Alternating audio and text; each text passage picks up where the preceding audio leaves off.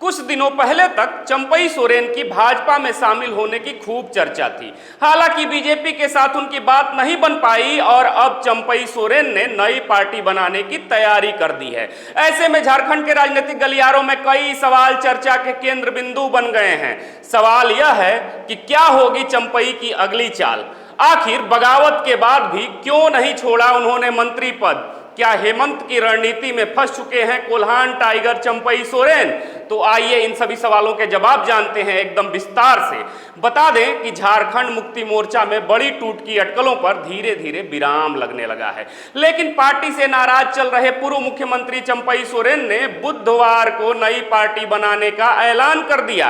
हालांकि उनके साथ अब तक कोई भी विधायक खुलकर सामने नहीं आया है, जबकि कुछ दिन पहले तक अटकलें थी कि झामुमो के कम से कम 6 विधायक उनके साथ जाएंगे। हालांकि समय के साथ पार्टी से निष्कासित विधायक लोबिन हेब्रम के अलावा किसी अन्य एमएलए को चंपई के साथ अब तक नहीं देखा गया है।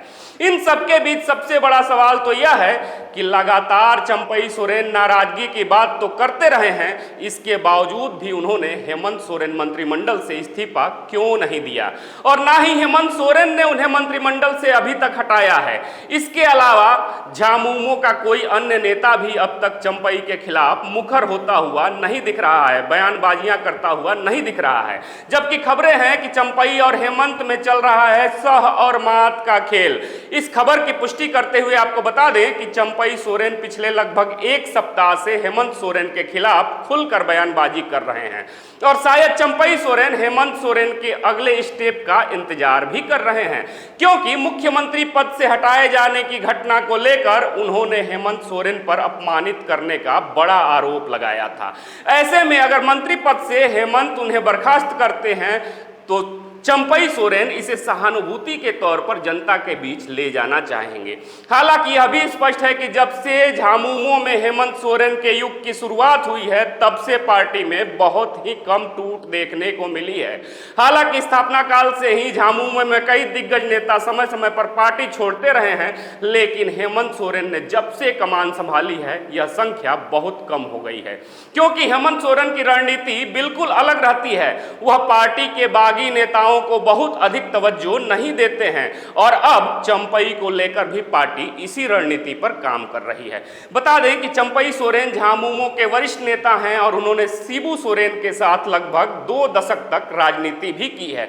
ऐसे में झामुमो की तरफ से चंपई सोरेन को लेकर बेहद ही सतर्क रणनीति बनाई जा रही है। पार्टी ने पहले उनके करीबी विधायकों को साधा, फिर धीरे धीरे उन्हें साइड करने की कोशिश की गई, क्योंकि झामुमो किसी भी हालात में यह नहीं चाहता कि जनता के बीच यह मैसेज पहुंचे कि चंपई सोरेन के अपमान का उनका कोई इरादा रहा था। इससे बचने के लिए बेहतर रणनीति बना रही है झामुमो। इन दिनों चंपई सोरेन की बीजेपी में शामिल होने की भी चर्चा थी। हालांकि बीजेपी के साथ उनकी बात नहीं बनी, क्योंकि विधानसभा चुनाव से ठीक पहले भाजपा चंपई को पार्टी में लाकर कोई नया प्रयोग करने से बचना चाहती है झारखंड में। तब जाकर मजबूरी में चंपई सोरेन ने दूसरे विकल्प को चुना, जिसके तहत उन्होंने नई पार्टी या संगठन को खड़ा करने की बात कही है। हालांकि चुनाव में अब बहुत कम समय बचा है, ऐसे में किसी भी नई राजनीतिक दल को खड़ा करना चंपई के लिए बहुत आसान नहीं होने वाला है।